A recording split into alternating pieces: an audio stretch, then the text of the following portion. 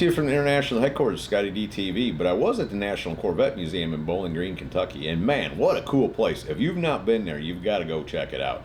I shot a ton of cool videos while I was over there, and I also have a bunch of walk-around clips that I want to put together in a video. Now, I never know how many of these videos I'm going to have, so the intro in these videos will be the same, but the content past the intro will be different, I promise. So let me get the camera turned around, let's take a quick look at it. When you first walk in, this beautiful foyer area is where they do the museum deliveries. All these lucky people are getting brand new Corvettes that day. How cool is that? And the excitement is in the air for sure. And then they drive you out of the museum honking the horn and everybody cheering and waving. How cool is that? I had this little display. You may ask yourself, why is there a T-bird sitting between a 53 and a 55 Corvette? Because actually the introduction of the T-bird saved the Corvette. GM was going to cut it, and when Ford came out with it in 55, they decided to put a V8 in the Corvette, and voila, the rest is history. And Zora Duntov is obviously the godfather of the Corvette, and they have a whole area set up for him. What an interesting dude. I hope I came down this poster over here slow enough. I mean, do some research, because he was so much more than the godfather of the Corvette. He was a risk taker. His wife was a dancer. If that tells you anything, he's Russian. He escaped, he escaped the Nazis, all kinds of stuff. So what just a very, very interesting guy he is beyond the Corvette. And of course, being a car guy or a girl, Corvette would be enough. And then they had him cremated. They were cremated, whoever decided, and they're entombed at the Corvette Museum. Him and his wife. How cool is that? What an honor, and I couldn't imagine, that, especially as dedicated he was to this car. Elfie was his wife. What a cool name. I might name my next dog if I get another one. Hopefully Quiz lives forever. But should she not, maybe I might. Elfie, I like that. But she was a wild one too. Hopefully I've gone slow enough where you can read a little bit of history. If not, very beautiful woman, of course. Because Zora was a player. But he also designed hand grenades, locomotives, tractors.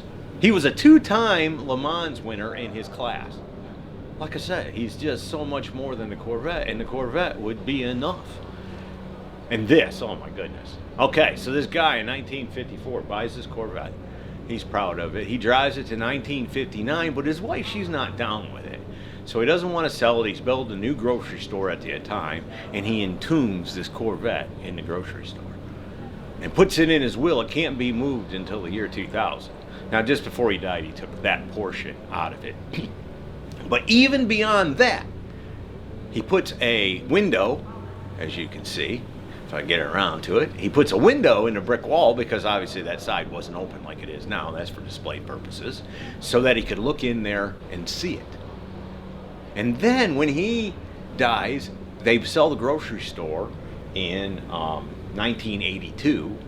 They moved the car to the daughter's house down in Florida in 1986, and it sits in her living room for the next 10 years. How crazy is that?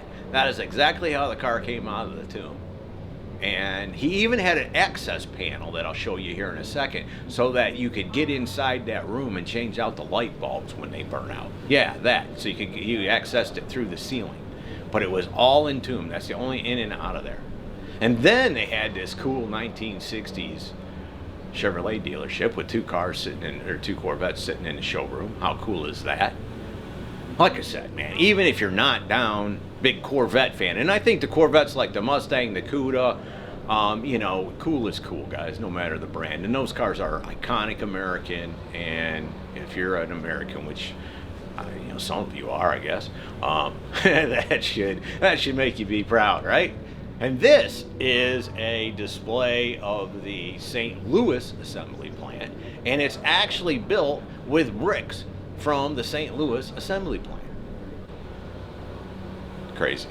Just some of the coolest stuff to see historically. And then you can do a Corvette, and you can actually buy one of them tags you see on the bricks and put your name on there if you want to.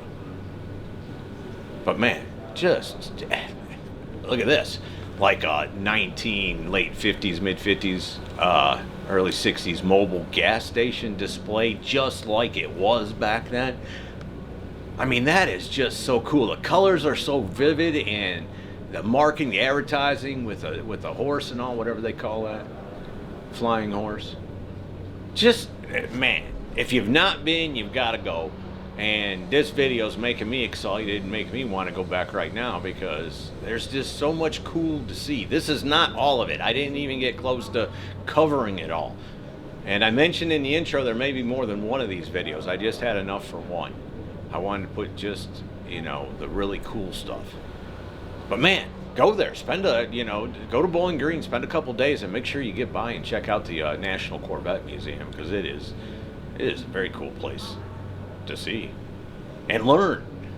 I'm not always the biggest fan of learning, you know. I'm getting old. I don't need to learn anymore. Okay, so that was the first Corvette emblem. Check that out too, because it had the American flag on it, and they had the Chad just before it was debuted.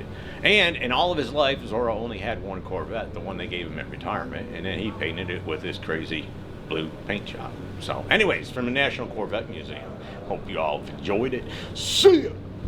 Hey y'all, make sure you subscribe to this channel and visit ScottieDTV.com for an easy way to search the hundreds of videos I have posted.